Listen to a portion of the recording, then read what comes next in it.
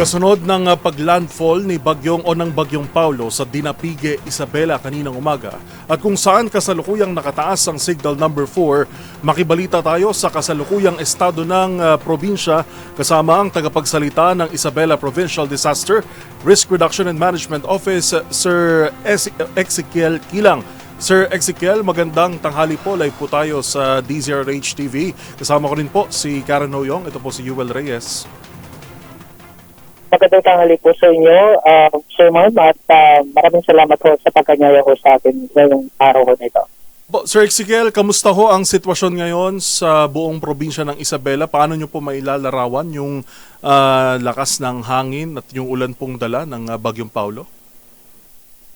Sa ngayon, after nga hong mag-landfall yung Bagyong Paulo sa coastal area ho ng Isabela, dyan sa may Dinapigue, nakaranas po sila doon ng heavy rain, from rough to very rough sea po doon.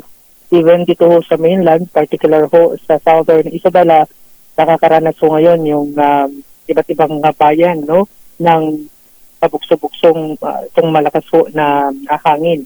Kung titignan nga ho natin, sir, if we're going to assess, mas malakas yung hangin na dala kaysa yung lakas na ulan ng Bagyong Paulo. Dahil dito nga sa Bagyong Paulo ay may mga families na rin ho tayo na isinailalim na sa preemptive evacuation. Tuloy-tuloy, nagsimula ito kahapon o kagabi hanggang ngayon, which is meron na ho tayong 439 families consisting of 1,339 na individuals. Itong mga evacuees ho namin ay nagmula ho sa tatlong coastal areas sa Didilacan na merong 40 families, Makunapon, 342 families, at Dinapigue na meron pong 54 families. Meron namang isang pamilya ho ang inilikas sa mainland, sa Echagüe, sa Benito Soloven, at sa Ramon Isabela. And asahan pa ho natin, sir, na madadagdagan pa ho ito. Depende ho ito sa magiging epekto pa ho ng Bagyong Paulo. Opo. Sir, yung initial na assessment ho natin, meron ho bang meron ho ba tayong reported areas na may landslide o di kaya naman ho ay kinakailangan i-rescue? Sa ngayon, sir, okay pa naman ho yung mga major roads ho natin. Wala pa ho tayo mga naitalang mga landslide. Kasi sa major roads ho natin, dito ho sa Isabela in particular, para lang ma-picture, ay wala naman hong mga bulubundukin na maaaring gumuho. Aside lamang ho dun sa mga nearby provinces ho namin like Nueva Vizcaya, na yan ho yung entry and exit point. So far, kung titignan ho natin sa southbound going to Manila ay possible ho naman, and again sa northbound ho naman natin is possible going naman ho sa Cagayan. But anyway, naka-standby ho yung mga heavy equipment mula ho sa mga katulungan ho nating mga agencies like DPWH, and naka-standby na rin ho yung mga heavy equipment mula sa iba't ibang mga bayan ho namin dito sa Isabela. Okay, magandang tanghali po, Mr. Ezekiel Kilang. Si Karen po ito, Sir, nakikita po natin sa screen na naka-flash ngayon sa DZRH News Television ang video po. Napakalakas po ng hangin at meron na rin po pagbabaha. Kumusta naman po ang mga linya ng komunikasyon, yung ating pong supply po ng kuryente? Meron po bang mga areas din na nawalan po ng supply ng basic basic essentials katulad po ng kuryente, tubig, at of course, linya ng komunikasyon, telepono, cellphone, mga ganun po, Sir Kilang?